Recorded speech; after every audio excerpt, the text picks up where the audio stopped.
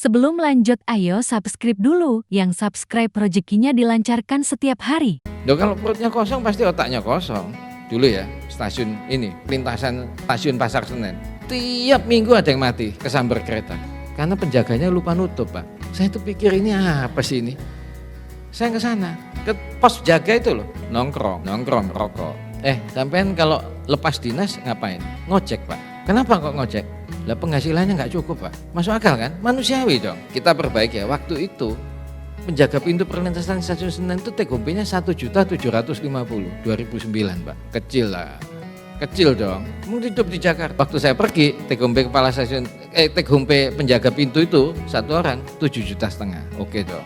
Oke, sekarang kira-kira mungkin 9-10 juta, which is okay. Kecelakaannya sangat jauh berkurang. Karena dia nggak perlu ngojek. Oh, kalau yang menyangkut menyangkut keselamatan orang banyak, semua kebanyakan 2 kali UMP, Pak. 1,5 sampai 2 kali UMP. Zaman Orde Baru aja nggak bisa nurunkan penumpang di atas atap KRL. Ayo, betul kan?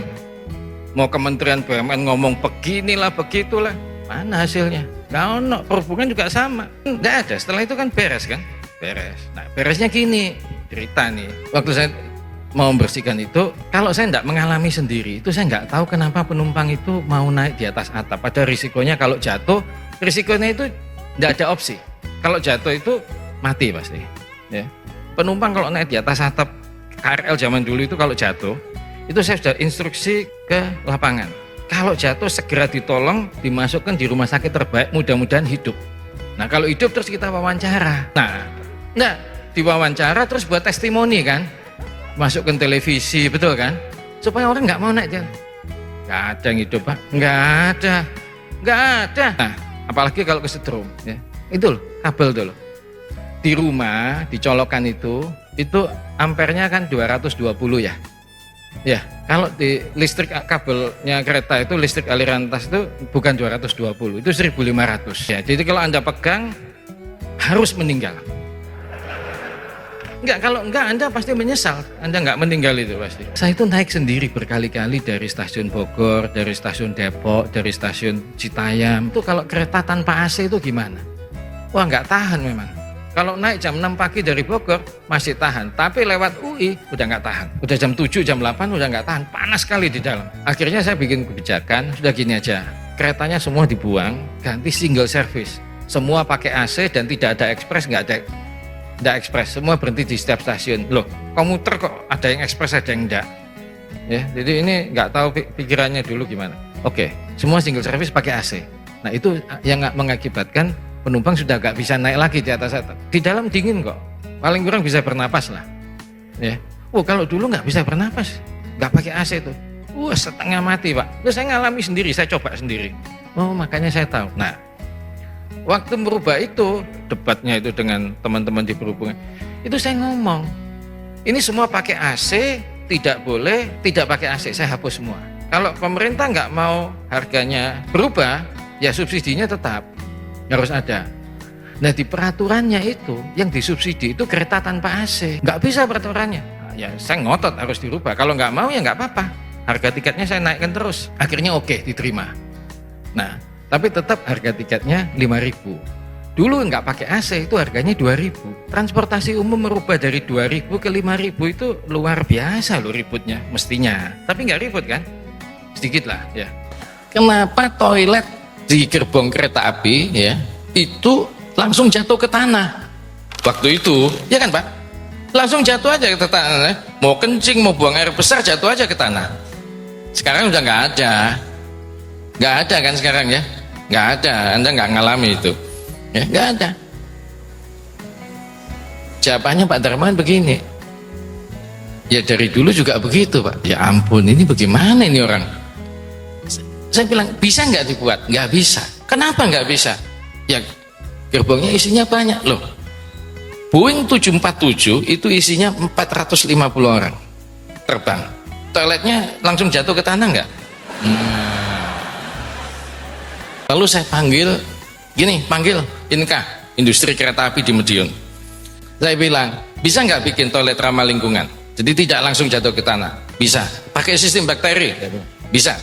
Saya kasih waktu, coba 6 bulan balik ke saya. Prototipenya ada. Mau dicoba nggak? Mau. Nah, saya tanya, harganya berapa? Nah, ini saya mau ngajarin soal kewarasan itu ya. Ya bener, harganya berapa?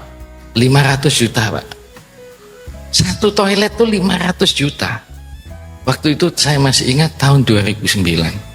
Saya tanya, harganya satu mobil Toyota Kijang berapa, Pak, sekarang? 250. Loh, masa satu toilet harganya 2 Toyota Kijang? Saya nggak mau kalau harga segitu kemahalan. Balik ke saya. 3 minggu apa ya? Balik. Oke, Pak, bisa turun, Pak. Berapa harganya? 475, ya sama aja.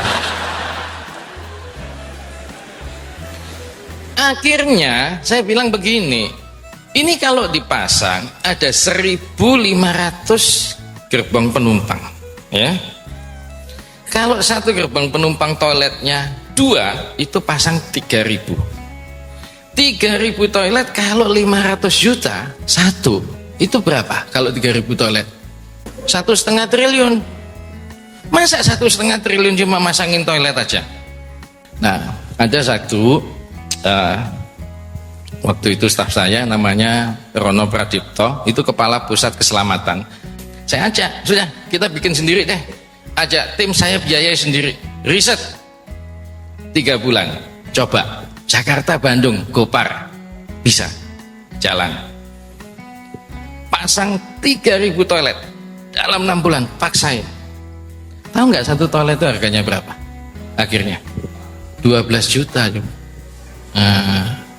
Saya dipindah dari kereta api ke perhubungan tuh 27 Oktober 2014. Januari 2013, Wakil Menteri Perhubungan Pak Bambang Susantono panggil saya ngopi di stasiun Gambir. Dia bilang apa? Pak Yonan, Bapak ini mau nggak kalau dipindah ke Garuda? Garuda, karena Pak Emir Sattar udah lama. Saya tanya, Pak ini perintah atau pilihan? Enggak, terserah Pak Yonan. Oke, karena ditanya nih sama Menteri BUMN, waktu itu Pak Dahlan Iskan. Saya bilang, saya akan minta waktu, boleh nggak Pak ngadep Pak? Boleh. Saya tanya Pak Dahlan, Pak, saya mau dipindah Garuda. Enggak, terserah kamu. Kamu mau ke Garuda oke, enggak mau tetap di kereta api oke. Ini perintah bukan Pak? Bukan, pilihan. Ya sudah, saya tetap di kereta api. Oh, ya udah, saya balik dipanggil lagi. Kenapa enggak mau ke Garuda? Loh, ini orang ini gimana? Saya ingin transformasi di kereta api itu terus Pak. Kereta api ini belum selesai Pak. Tapi di Garuda penghasilannya lebih tinggi segala macam. Loh, kalau penghasilan lebih tinggi saya nggak akan ke kereta api zaman itu. Saya pindah dari Citibank ke kereta api, penghasilan saya sisa 10% loh.